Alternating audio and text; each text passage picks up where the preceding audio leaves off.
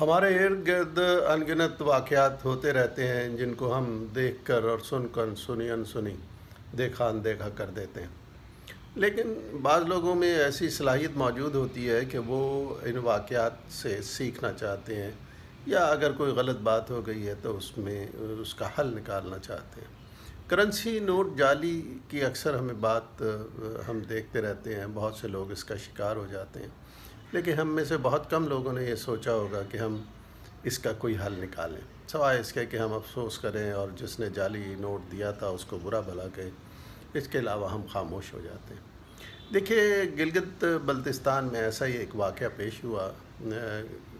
Barber کی دکان پر بیٹھا ہوا ایک لڑکا تھا، اس نے یہ دیکھا کہ اس باربر کو جو مینٹلی امپیئرڈ تھا یا چیلنج تھا، اس کو ایک 5,000 کا نوٹ کوئی دے کر گیا۔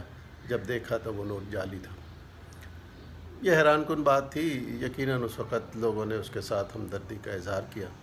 کچھ ہی عرصے کے بعد وہ لڑکا جو اس باربر شاپ میں بیٹھا ہوا تھا، شاپ میں، اور دیکھ رہا تھا، اس کی والدہ کو بھی 5,000 روپے کا کوئی جعلی نوٹ تھما گیا۔ اب یہ وہ موقع تھا جس نے اس نوجوان کے دل کو اور ضمیر کو جھنجھوڑا، اور اس نے یہ فیصلہ کیا کہ وہ ایک ایسی ایپ بنائے گا جو ان جعلی نوٹوں کو پہچان کر سکے۔ اس نوجوان کا نام احسن امان ہے، جس نے ایک ایپ ڈیولپ کی کہ اگر وہ ہم اپلوڈ کر لیں اور اسے استعمال کریں تو ہمیں پتہ چل جائے گا کہ یہ 5,000 کا نوٹ اصلی ہے یا جعلی ہے۔ تو اب آپ دیکھیے کہ ایک واقعے نے اس بچے کو یہ چیلنج دیا کہ وہ کوئی اس کا توڑ نکالے۔ اب کتنا آسان ہے کہ ہر شخص اپنے موبائل پر اس ایپ کو ڈاؤن لوڈ کر لے، اور جیسے ہی ایسا کوئی نوٹ دیکھے تو اس کو اپنی اس ایپ کے ذریعے سے اس کو یہ جعلی ہے یا اصلی ہے یہ پہچان سکتا ہے۔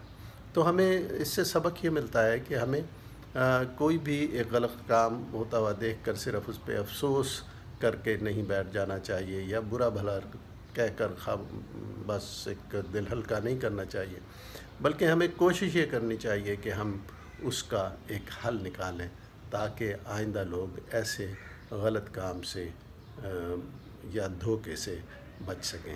یہی بطور انسان ہمیں کرنا چاہیے، اور یہی ہمارے لیے ایک فائدہ مند طرز عمل ہوگا۔